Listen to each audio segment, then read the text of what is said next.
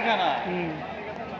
আপনারা 2013 সালে শাপলা চত্বরে রাতের বেলায় শাপলা চত্বরে লাইট নিভিয়ে দিয়ে তৌহিদি জনতার উপর পুলিশ চালিয়ে হাজার হাজার মানুষকে আপনারা হত্যা করেছেন।